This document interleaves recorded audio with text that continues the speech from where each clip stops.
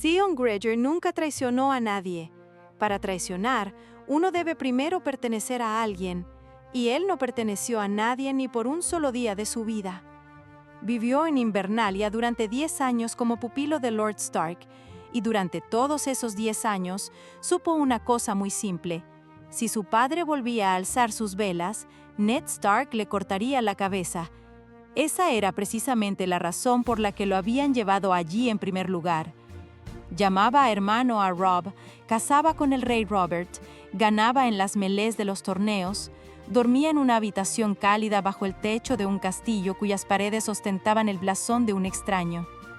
Y luego navegó de regreso a casa, y su propio padre miró sus ropas y dijo que las tierras verdes lo habían ablandado y que los Stark lo habían hecho suyo. Y aquí está la pregunta por la que vale la pena quedarse hasta el final. ¿Qué hace un hombre cuando no tiene ni un solo lugar en el mapa donde sea considerado uno de los suyos? La respuesta de Martin, para ser honesto, es la más brutal de toda la saga. Ese hombre se aferra al lugar que es peor a la hora de dejarlo ir, y paga por ello con todo lo que tiene, incluido su propio nombre. Pero para entender cómo llegamos a este punto, primero debemos aclarar una cosa. ¿Quién era Theon sobre el papel y quién era en realidad? Porque son dos personas completamente diferentes y toda su tragedia reside en la brecha entre ambas. Sobre el papel, todo parecía respetable.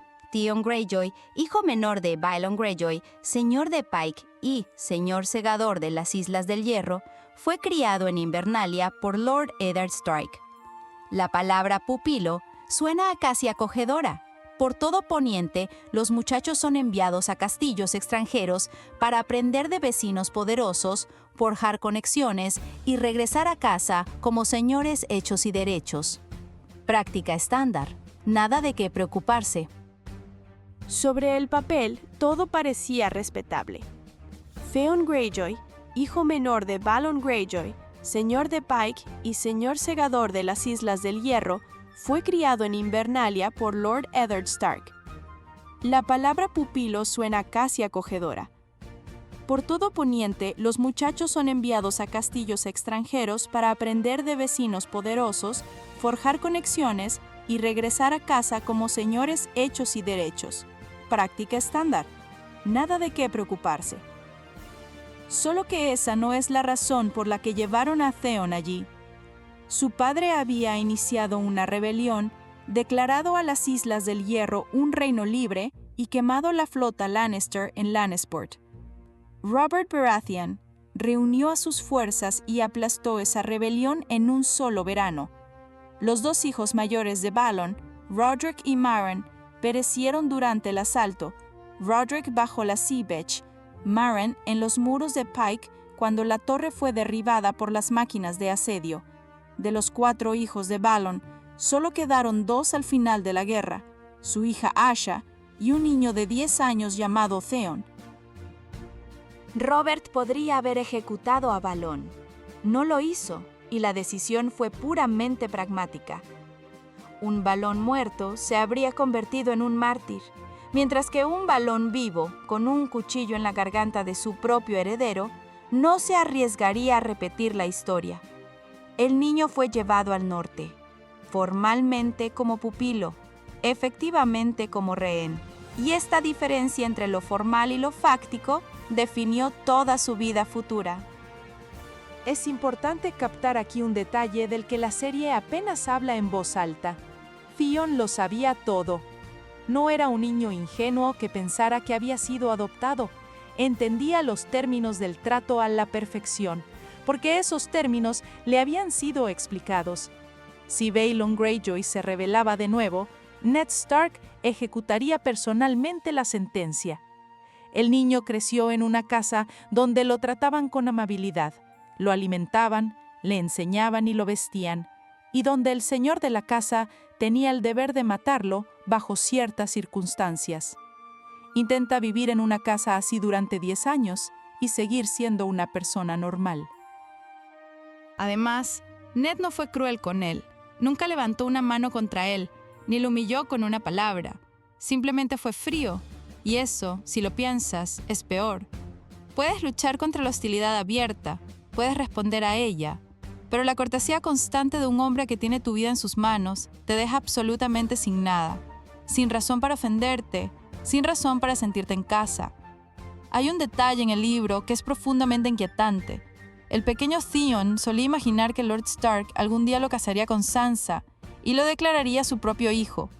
No dejarlo ir a casa, no devolverlo a su padre, declararlo realmente suyo. Robb fue un verdadero amigo para él, y no hay duda de ello. Crecieron juntos, entrenaron juntos, bromearon juntos, y cuando comenzó la guerra, Robb lo convirtió en su hombre de confianza sin reserva alguna. Pero la amistad y la pertenencia no son lo mismo. Robb era el heredero de Invernalia por derecho de sangre, mientras que Theon era un invitado cuya estancia podía ser terminada en cualquier momento por una carta desde las Islas del Hierro. La diferencia entre ellos parecía imperceptible, hasta el día en que se convirtió en lo único que importó. Y aquí hay un detalle que explica más sobre Theon que todas sus líneas jactanciosas juntas.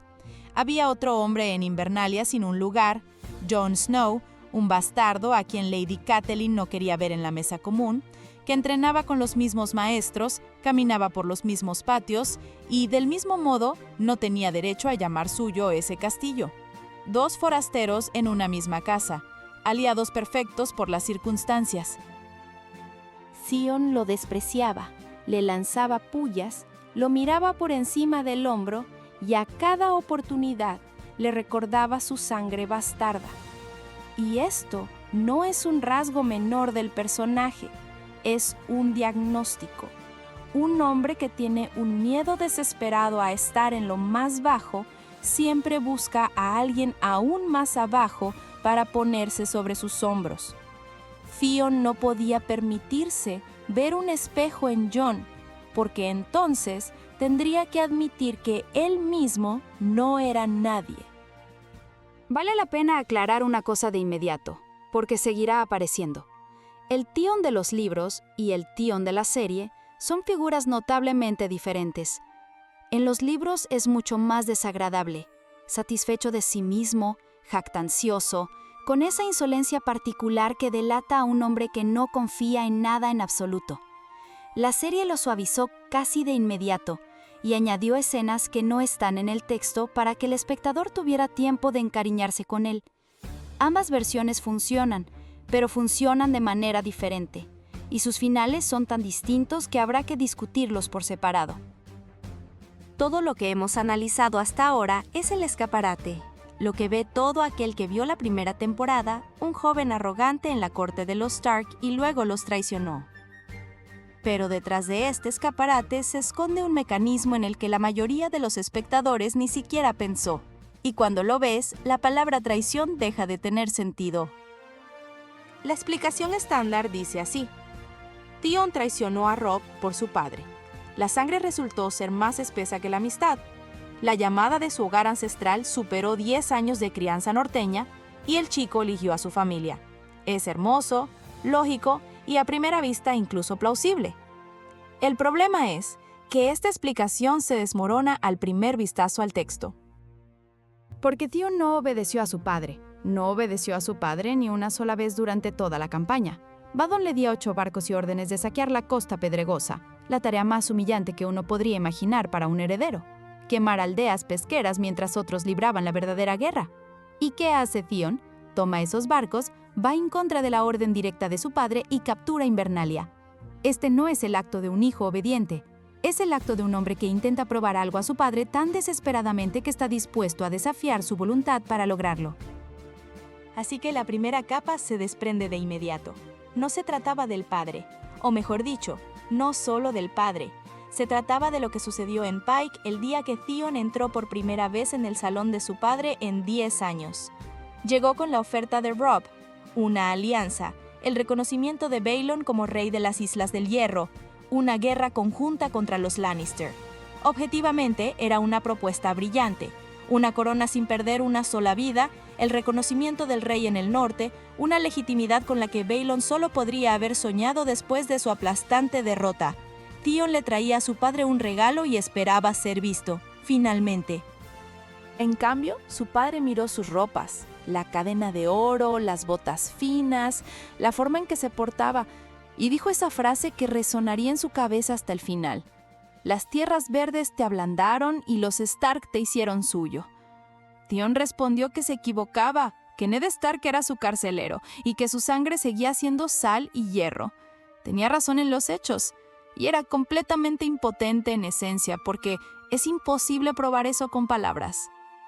Entonces Balon explicó por qué no necesitaba la oferta de Robb. Un niño, dijo, me dará una corona, pero él es un Greyjoy, señor segador de Pike, y nadie le da una corona. Él paga el precio de hierro. Y esta es la frase clave de todo el guión. Así que desglosemos lo que realmente significa. El precio de hierro en la ideología de los hijos del hierro significa que solo lo que has tomado por la fuerza se vuelve verdaderamente tuyo. Lo que se compra, se regala o se hereda por contrato no cuenta. Solo lo que se toma. Ahora, aplica esta ideología a un hombre que nunca ha tenido nada propio, que vivió durante 10 años con la comida de otro, en el castillo de otro, bajo la protección de otro. Según los estándares de su propia cultura, Theon Greyjoy era la encarnación viviente de todo lo que los hijos del hierro desprecian. Era un hombre que había pasado toda su vida tomando solo lo que le daban. Y su padre se lo dijo en la cara, frente a sus propios hombres, en la primera hora de su encuentro. Hay una escena más que la serie descartó por completo y para su detrimento. En el camino a Pike, Theon conoció a una mujer que se hacía llamar Ysgred, la esposa de un constructor de barcos. Pasó todo el viaje presumiendo frente a ella, jactándose, contándole qué gran capitán llegaría a ser y coqueteando activamente con ella. Y en el puerto resultó ser su propia hermana, Asha, quien simplemente decidió ver en qué se había convertido, y lo vio. Su veredicto fue más corto que el de su padre y golpeó con más fuerza. Durante 10 años fuiste un lobo, y ahora has navegado hasta aquí y pensado que gobernarías las islas, pero no conoces ni a la gente ni las costumbres de aquí. Ahora hemos llegado a la verdadera motivación y no se trata del padre, se trata del estatus. Theon no necesitaba la aprobación de Balon por sí misma, necesitaba un lugar donde fuera considerado uno de los suyos por derecho y no por permiso. Y en el puerto resultó ser su propia hermana, Asha, quien simplemente decidió ver en qué se había convertido. Y lo vio. Su veredicto fue más corto que el de su padre y golpeó con más fuerza.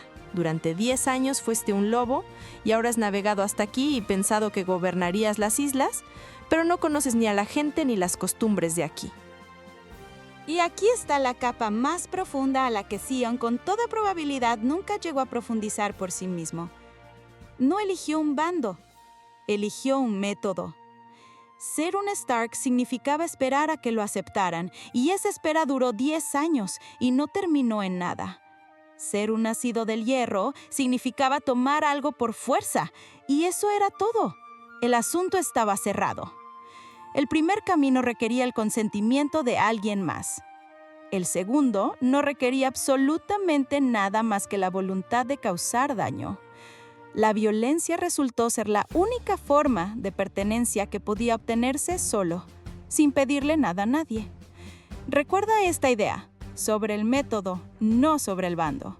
Volverá al final y entonces quedará claro por qué Martin finalmente lo perdonó.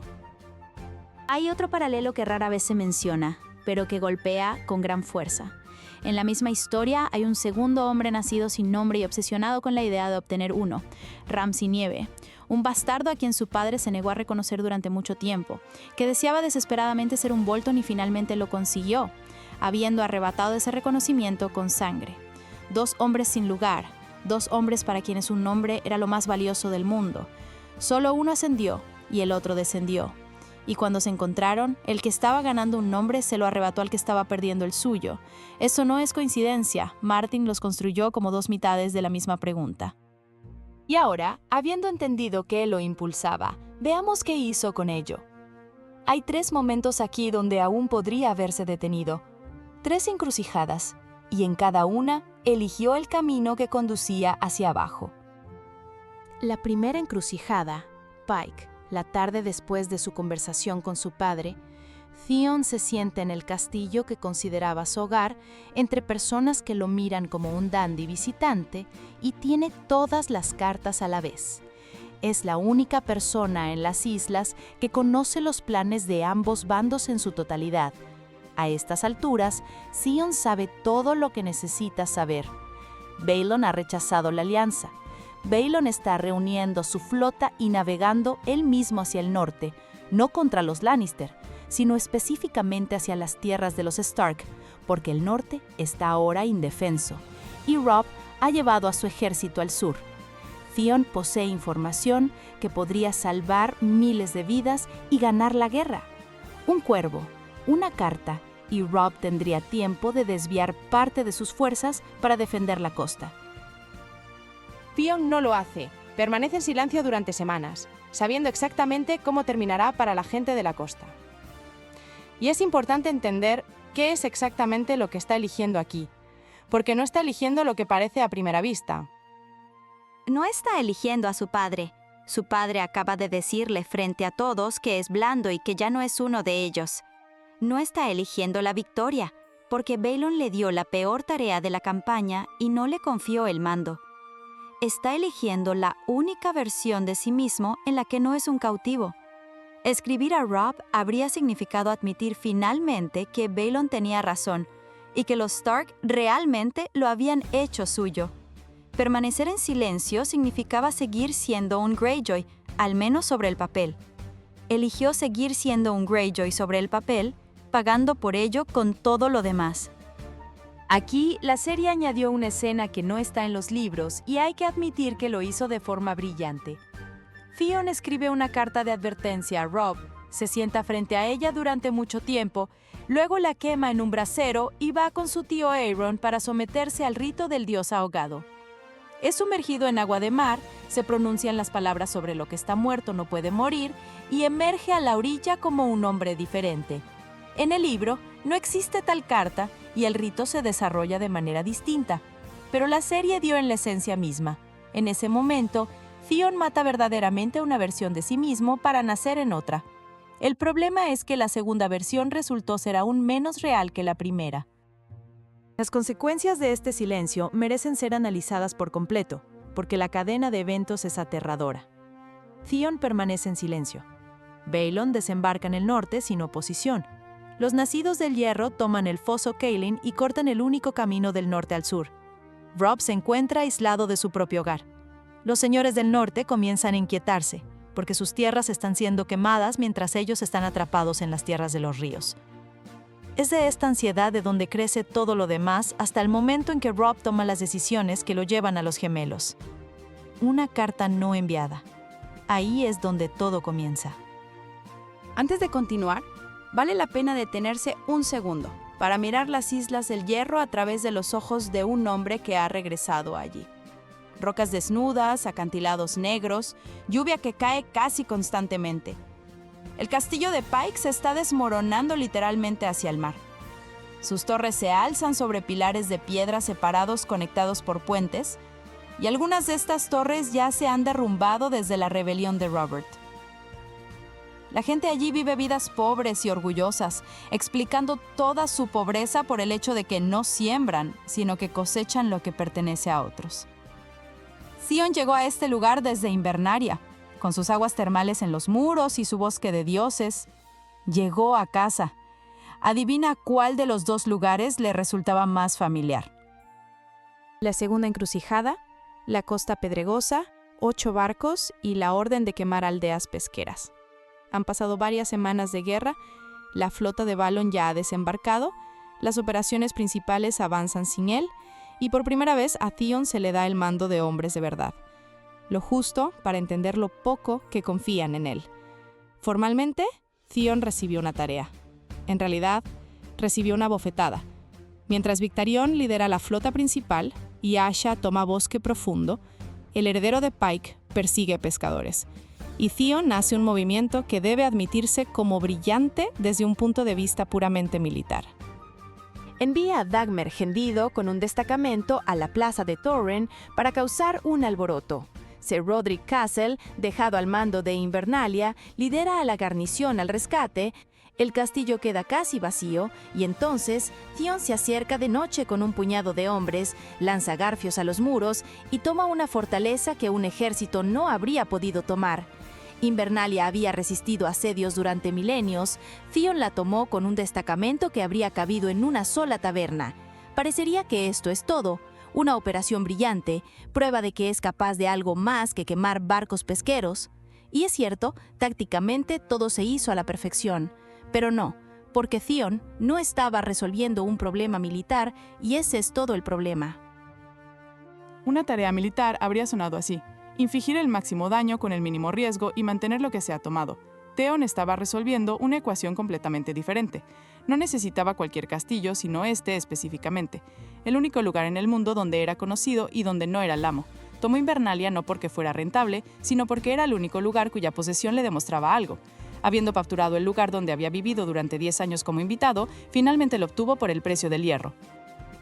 Y de inmediato quedó claro que no tenía con qué mantenerlo.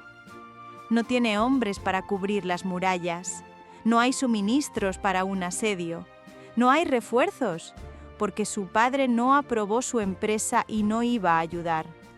Había subido a una cima desde la que no había a dónde ir. En el libro su propio pensamiento en este momento suena devastadoramente honesto. Es su lugar, no el mío.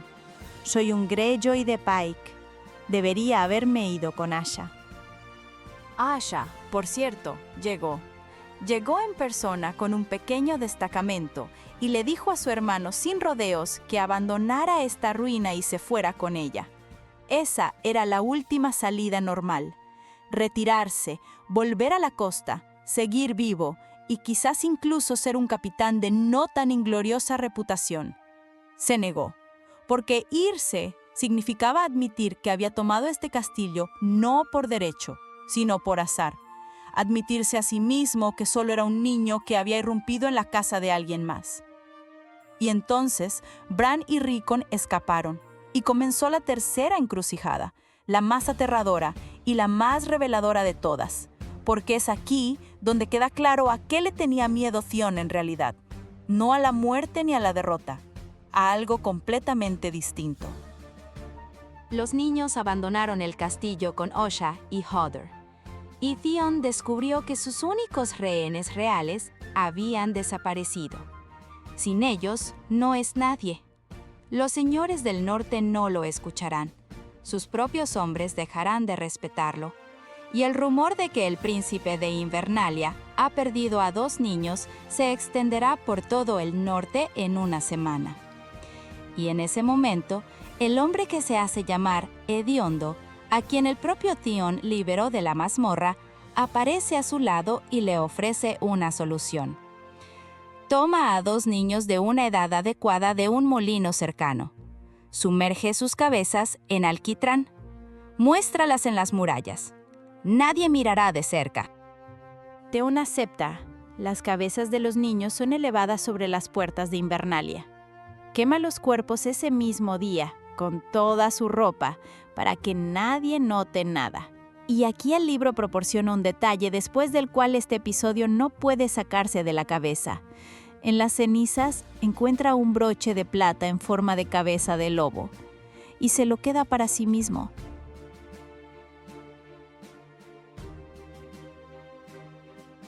Aquí vale la pena detenerse y decir lo más incómodo en voz alta.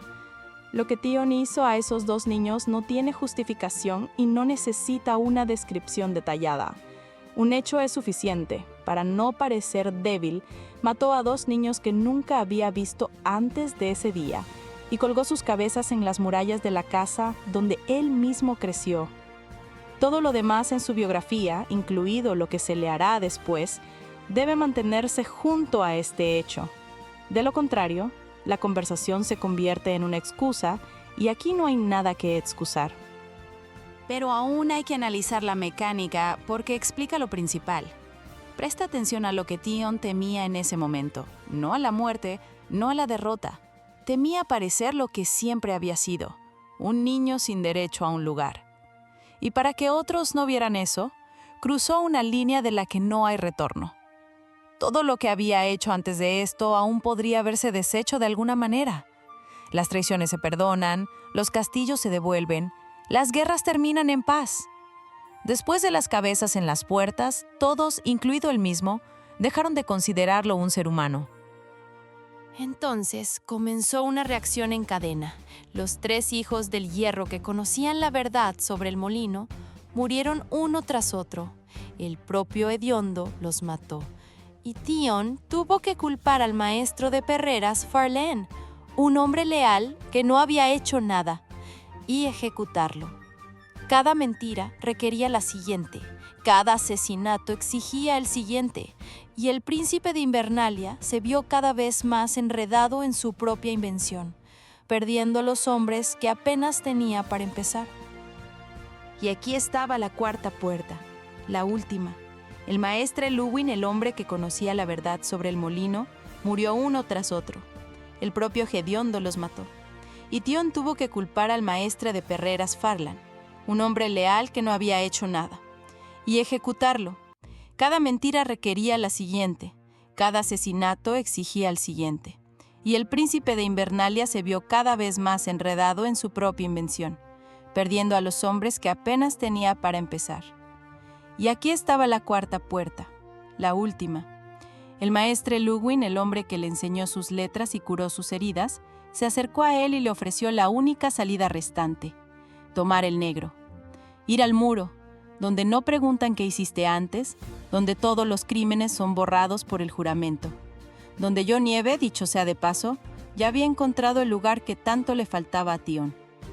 La Guardia de la Noche era literalmente una institución para personas sin pertenencia. Y Theon casi aceptó. En el libro puedes ver cómo vacila, cómo este pensamiento lo atrapa. Y entonces sonó un cuerno. Un ejército apareció bajo los muros que supuestamente venía a ayudar, los Bolton. Masacraron a los norteños de Ser Roderick, entraron al castillo y capturaron a Theon. Y entonces resultó que el hombre que se hacía llamar Hediondo había sido Ramsay Nieve, el bastardo de Roose Bolton, todo el tiempo, y que todo el plan con el molino fue suyo de principio a fin. En la serie esta trama fue simplificada. Aquí Theon es traicionado por sus propios hombres, dejado inconsciente y llevado lejos. Y Ramsay aparece más tarde como un extraño misterioso. En el libro, todo es más elegante y aterrador. Ramsay había estado sentado a su lado desde el principio, aconsejándolo, incitándolo y llevándolo de la mano al precipicio. Theon no solo perdió contra un hombre al que él mismo había liberado de una jaula, y todo lo que había hecho en las últimas semanas lo había hecho siguiendo el guión de otro. Hemos analizado qué hizo y por qué, pero la pregunta principal sigue siendo, ¿a qué condujo todo esto? ¿Y por qué es a partir de este punto donde comienza la parte más poderosa de su historia? Ahora llegamos a la parte que hace que esta trama realmente valga la pena diseccionar, porque todo lo que sucedió en Fuerte Terror es solo un cuento sobre una caída en desgracia, y la mitad de los personajes en esta saga tienen una historia de caída en desgracia, pero lo que Martin hace después de eso no se parece a nada más. Primero los hechos, brevemente y sin los detalles sombríos. En Fuerte Terror, Ramsay Bolton quebró a Theon. Le quitó los dedos de las manos y los pies, le arrancó los dientes, mutiló su cuerpo y lo castró. Los libros dejan a la imaginación lo que sucedió exactamente a puerta cerrada. La tortura ocurre entre capítulos y el lector solo ve las secuelas. Y esas secuelas son más desgarradoras que cualquier descripción. Después de unos meses, un hombre canoso, cojo y desdentado emergió de Fuerte Terror, un hombre al que su propia hermana no reconoció al encontrarse. Pero el aspecto físico era meramente una herramienta. El verdadero objetivo de Ramsay era diferente, y ahí radica la singularidad de su método.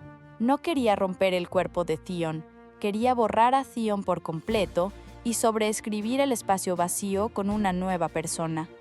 Le dio un nuevo nombre, Hediondo. Lo obligó a decirlo en voz alta, lo obligó a aprender una rima para él y lo castigaba cada vez que el cautivo olvidaba quién era. No lo golpeaba por desobediencia, lo golpeaba por usar el nombre equivocado. Y funcionó. Eso es lo más aterrador del libro. Entramos en capítulos titulados Hediondo, y durante las primeras páginas el lector no tiene idea de quién es esta voz interna. El hombre dentro de estos capítulos genuinamente no se considera a sí mismo Theon Greyjoy. Habla de Theon en tercera persona, como si fuera un extraño. Ese otro hombre le teme, se avergüenza de él, no quiere tener nada que ver con él. Ramsay no solo asustó a Theon hasta la sumisión, Ramsay convenció a Theon que Theon no existía. Esta es la parte que la serie no ofrece absolutamente.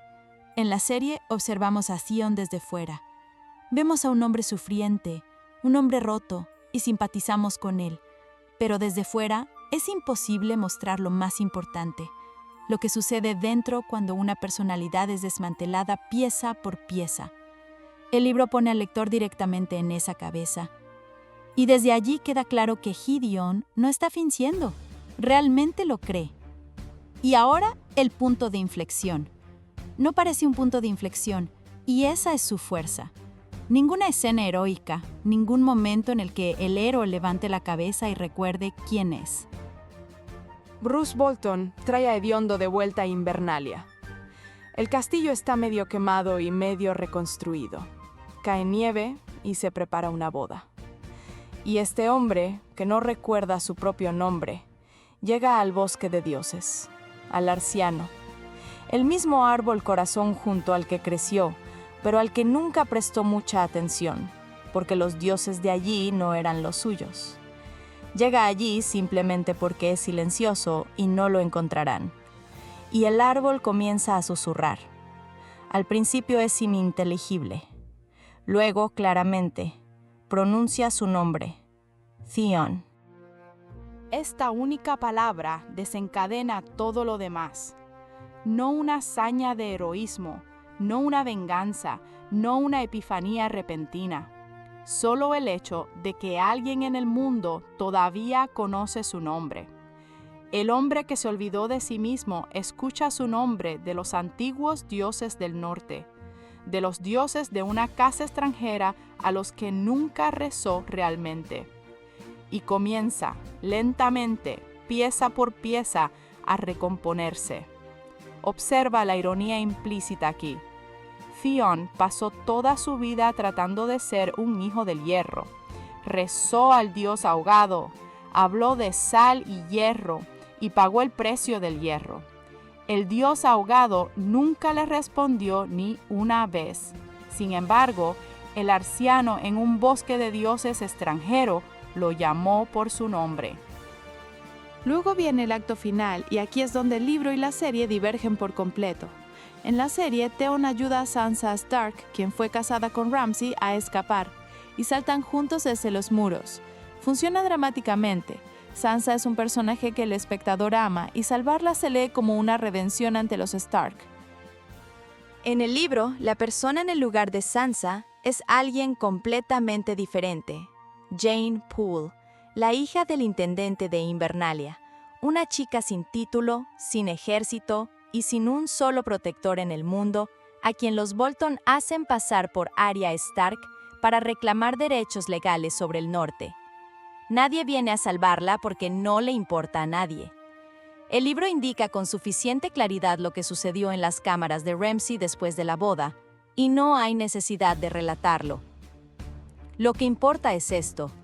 Theon fue obligado a estar presente y no pudo hacer nada. Y es por esto que la versión del libro es más poderosa.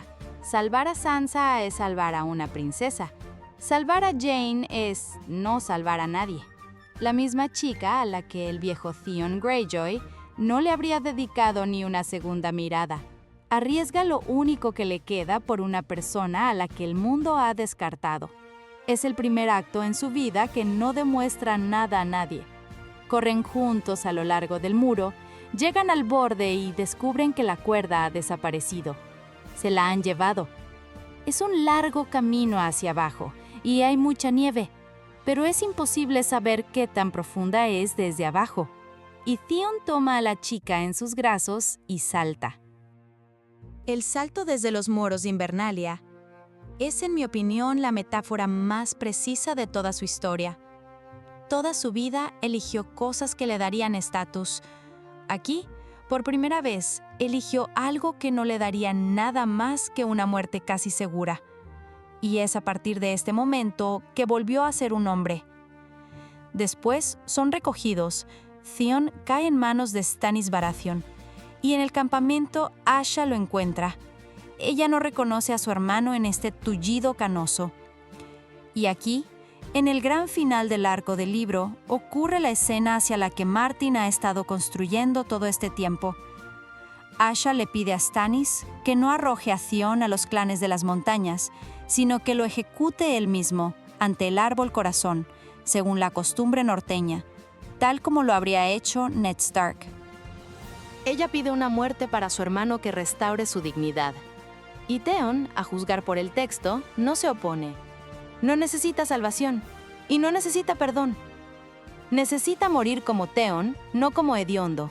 Es lo único que le queda que se le puede quitar y lo único que está dispuesto a defender. En la serie, su arco terminó de manera diferente. Theon regresó a Invernalia, pidió perdón a Sansa, se paró ante el Arciano para defender a Bran y murió lanzándose contra el Rey de la Noche. Antes de morir, Bran le dijo que era un buen hombre y le dio las gracias. El final es hermoso, limpio y muy televisivo. El Theon del libro sigue vivo, sigue siendo cautivo de Stannis y su historia no ha terminado. ¿Qué final crees que es más honesto? ¿Aquel en el que le dijeron que era un buen hombre? ¿O aquel en el que pidió permiso para morir bajo su propio nombre? Pero hay algo más, algo de lo que casi nadie habla, que convierta esta historia de solo una buena historia en algo muy extraño y cuidadosamente elaborado. Empecemos con el nombre mismo Theon, que finalmente reclamó a un precio tan monstruoso. Martin distribuye nombres a sus personajes con gran deliberación, y en este caso específico, escondió una broma tan oscura que pocos la notan incluso después de una segunda lectura. En las criptas de Invernalia, entre los reyes del invierno de piedra, se encuentra una estatua de un hombre llamado Theon Stark. Su apodo era el Lobo Hambriento. Delgado, de pelo largo, con una barba rala, gobernó durante la invasión de los Ándalos y pasó toda su vida en guerra. Derrotó a un señor de la guerra ándalo en la batalla del Agua Llorosa. Luego navegó a través del mar angosto y devastó las tierras de los propios Ándalos en represalia. Y aquí hay dos detalles que provocan un escalofrío. Primero, Theon Stark expulsó a los hijos del hierro de las tierras del norte, incluida la isla del oso. Así que el hombre cuyo nombre lleva nuestro héroe luchó contra su propia gente y ganó. Segundo, y esto es mucho peor, el lobo hambriento empaló las cabezas de sus enemigos en picas y las alineó a lo largo de la costa para disuadir a otros de volver. Ahora, ¿recuerda lo que hizo Theon Greyjoy en Invernalia? Puso cabezas en los muros. Exactamente la misma táctica que hizo famoso al antiguo rey, cuyo nombre le fue dado al nazar. Y el toque final, el que hace que toda la estructura encaje a la perfección, cuando el maestre Luen pidió permiso para enterrar los cuerpos de los niños en las criptas, Theon se negó. En las criptas no dejaría que entraran en el lugar donde se alza la estatua de su homónimo. Martin no elige nada por accidente y, desde luego, no elige los nombres por accidente. Por otro lado, los lingüistas han señalado que la palabra Theon, en griego antiguo, significa de los dioses, en género genitivo. Esto no es canon, sino una observación de los fans y Martin nunca lo ha confirmado, pero para un personaje cuyo nombre le fue devuelto por los dioses resulta una coincidencia divertida. Ahora, la segunda capa, y está en el corazón mismo de todo el arco, la oración de los hijos del hierro. Lo que está muerto no puede morir, sino que se alza de nuevo, más duro y más fuerte. Esta frase se dice tan a menudo en la serie que se ha convertido en ruido de fondo. Mientras tanto, es una descripción literal, palabra por palabra, del arco de Theon Greyjoy, y de nadie más. Murió como Theon en las mazmorras de fuerte terror. Existió durante un tiempo como algo muerto llamado hediondo, y se alzó de nuevo, reclamando su nombre. ¿Más duro y más fuerte? Físicamente es un despojo. Pero el hombre que salta desde la muralla por el bien de una chica que no significa nada para el mundo es, sin duda, más duro que el que colgó las cabezas de unos niños en las puertas por el bien de su reputación. Su tío Aeron Pelomojado lo sumergió una vez en agua salada y pidió al dios ahogado que su siervo Theon renaciera del mar. El rito no funcionó. No renació del mar, sino de la nieve, bajo un árbol extranjero, y no por una oración, sino por la voluntad de otro. La religión de su pueblo le prometió el renacimiento, y no le dio nada. La religión de la casa donde creció como rehén le devolvió su nombre gratis. Y aquí entramos en el territorio de las teorías, y seré honesto, esto no es canon, sino especulación de fans, algunas muy bien argumentadas y otras simplemente hermosas. La primera y la más popular, Bran Stark fue quien habló con Theon a través del Arciano. Los argumentos a favor son serios. A esas alturas del libro, Bran ya está sentado bajo las raíces más allá del muro, aprendiendo a ver a través de la red de arcianos. Y a juzgar por el texto, ya es capaz de ver eventos a distancia. En esa misma trama hay un episodio donde un susurro llega a Theon a través del árbol, y las palabras suenan como si las hubiera dicho alguien que lo conocía personalmente. Además, existe una lógica narrativa pura. Bran es el único Stark vivo que recuerda a Theon como el que le enseñó a disparar con arco. También hay argumentos en contra, y no pueden ignorarse. Martin nunca confirma que sea Bran, y todo el episodio está escrito de tal manera que puede leerse como la alucinación de un hombre torturado. Las voces en la cabeza de un cautivo que ha sido quebrantado durante meses se explican de forma mucho más sencilla que mediante la magia. Personalmente encuentro la versión de Bran más convincente, porque Martin coloca los detalles sobre la red de arcianos en el texto con demasiado cuidado como para que sea una coincidencia.